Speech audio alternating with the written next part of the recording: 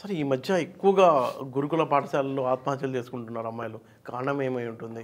దాని మీద కవిత గారు కూడా ఎమ్మెల్సీ కవిత గారు కూడా పోరాటాలు చేస్తానంటున్నారు. అసలు ఏం జరుగుతుంది తెలియాలంటున్నారు ఆయన. ఇప్పుడు సిగ్గులేనాడు వచ్చి బుద్ధి చెప్పినట్టుంది కథ. సిగ్గు శరం లేకుండా మీరు ప్రభుత్వంలో ఉన్నప్పుడు 10 ఏళ్ళు బాసర ఐఐటి క్యాంపస్లో కుళ్ళిపోయిన పురుగులన్నం పెట్టేసి స్టూడెంట్లు అస్వస్థతకు గురైతే తల్లిదండ్రులను కలవని కూడా బ్యారికేడ్ పెట్టారు.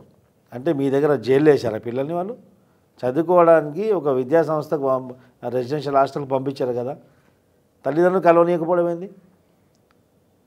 ఆ రోజు చేసినటువంటి ఘటన గుర్తు చేసుకోండి.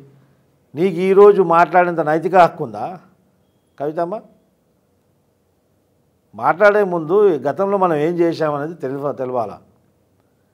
ఇప్పుడు ప్రతిపక్షంలో ఉన్న కదా, అధికార పక్షం ఉంది, అధికార పక్షం ఇది ఏదంటే అది మాట్లాడచ్చు అంటే వాళ్ళు వచ్చి 60 రోజులు అయింది. ఈ వ్యవస్థను భ్రష్టు పట్టించింది ఎవరు? నువ్వు కాదా? మీ అయ్య కాదా? ఈ గురుకుల పాఠశాలల్లో గత 10 సంవత్సరాల నుంచి అరాచకం జరుగుతుంది. ఆర్ఎస్ ప్రవీణ్ కుమార్ ఆ గురుకుల పాఠశాలకు ఆయన అండర్లో ఉన్నప్పుడు ఎన్నో అవకతవకలు జరిగాయి. తెలుసు కదా ప్రవీణ్ కుమార్? అవును, అవకతవకలు జరిగాయి. ఆయన వచ్చిన తర్వాత మార్పులు వచ్చాయి. మార్పులు ఏం రాలేదు. మార్పులు ఆయన రాజ్యాంగానికి విరుద్ధంగా జాతీయ గీతాన్ని పక్కకు పెట్టి ఇంకో స్వారో అని చెప్పేసి ఇంకో గీతం స్టార్ట్ చేశాడు.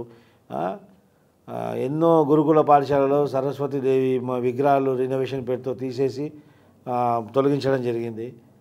అమ్మాయిలకు అందరికీ బలవంతంగా ఎంటికలు కట్ చేయడం జరిగింది. బలవంతంగా మత మార్పిడి చేసినారు. అనేకమైనటువంటి కార్యక్రమాలు చేశారు. అది వెలుగులోకి వచ్చింది. ఆర్ఎస్ ప్రవీణ్ కుమార్ని కాపాడింది కూడా కేసీఆర్. బలవంతంగా కాపాడి ఆయనకు వీఆర్ఎస్ ఇప్పించి పార్టీ పెట్టించి మళ్ళీ దళితుల ఓట్లు డైవర్ట్ చేయడానికి ఆయనని ఒక పెయిడ్ పొలిటీషియన్గా వాడుకున్నాడు కేసీఆర్. ఇది అందరికీ తెలిసిన విషయమే. ఇది నగ్న సత్యం. ఇది ఆ రోజు ఉన్నటువంటి అరాచకాలు, అప్పుడు ఉన్నటువంటి వార్డన్లు వాళ్ళకు విచ్చలు విడితనం అలవాటు అయిపోయింది. ఈ యొక్క నెగ్లిజెన్స్ మేనేజ్మెంట్ అనేది వాళ్ళకి అలవాటు అయిపోయింది. వార్డన్కి పట్టింపు ఉండదు, టీచర్లకు పట్టింపు ఉండదు, అక్కడ ఉన్నటువంటి సెక్యూరిటీ సిబ్బందికి పట్టింపు ఉండదు. ఒక ఆడపిల్లల హాస్టల్లో ఆటో డ్రైవరు ఏ విధంగా లోపలికి రావచ్చు? అది కూడా అర్ధరాత్రి 12 గంటల పూట మా ఆటో డ్రైవర్ కూరగాయలు సప్లై చేసే సాగుతోడు, ఇంకా దే సాగుతోడు వాడు లోపలికి రావడమే కాకుండా అమ్మాయిల రూమ్లలో కూడా ఓసారి ఎంటర్ అయ్యేదంట.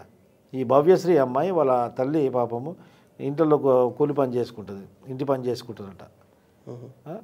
ఒక 10 రోజుల క్రితమే తల్లి దగ్గరికి వచ్చి 3వ తరగతి నుంచి అమ్మాయి ఎక్కడ చదువుతుంది.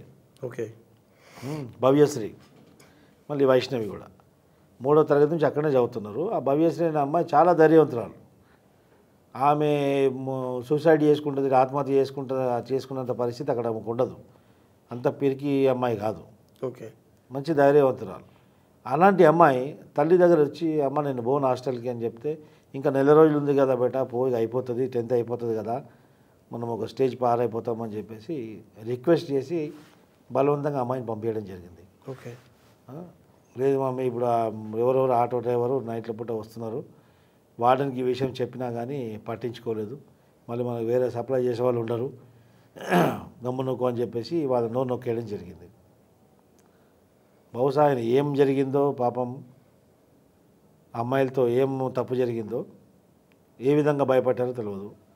2 అమ్మాయిలు ఒకే రూమ్లో ఆత్మహత్య చేసుకోవడం అనేది అది వర్ణించాలన్నటువంటి విషయం. అది ఆ తర్వాత అనేకమైనటువంటి అనుమానాలు వ్యక్తమవుతున్నాయి. అవును, కుటుంబ సభ్యులు వాళ్ళని బాడీలను చూసినప్పుడు శరీరాలపైన గాయాలు ఉన్నాయంట. అది వాళ్ళు ఉరి తీసుకున్నారా లేకుంటే వీళ్ళు చంపి ఒక ఆత్మహత్యగా క్రియేట్ చేశారా అనేది రేపు దర్యాప్తు చేస్తే తెలుస్తుంది.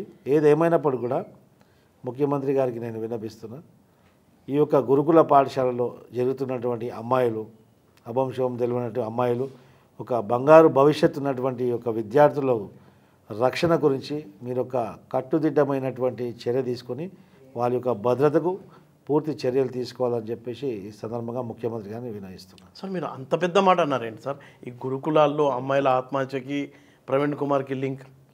ప్రవీణ్ కుమార్ చేసినటువంటి కార్యక్రమాలు ఏంటంటే చాలా గురుకులాల్లో మత మార్పిడి చేసినటువంటి కార్యక్రమాలు చాలా ఉన్నాయి, చాలా వచ్చాయి.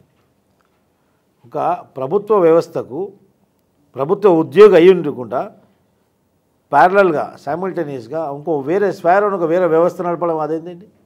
ఓకే.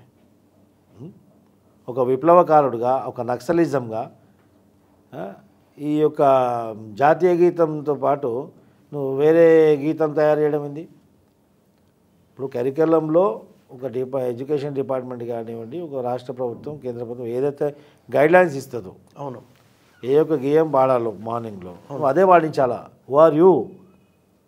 నువ్వు స్వైరో అని చెప్పేసి ఒక ఆర్గనైజేషన్ తయారు చేసి నువ్వు ఏ జాతికి చెంది, నీ కులం ఏంది ఏమంటే నేను స్వైరో అంట, పేరు వెనుక స్వైరో పెట్టుకుంటారు.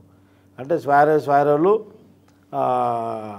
మ్యారేజ్ చేసుకోవడము, స్వైరో ఉంటేనే మా ఇంటి పేరు స్వైరోగా మార్చుకోవడము, అదొక కమ్యూనిటీ లాగా తయారు చేశాడు అనమాట. ఇది రాజ్యాంగ విరుద్ధం. అతన్ని కాపాడింది కూడా కేసీఆర్.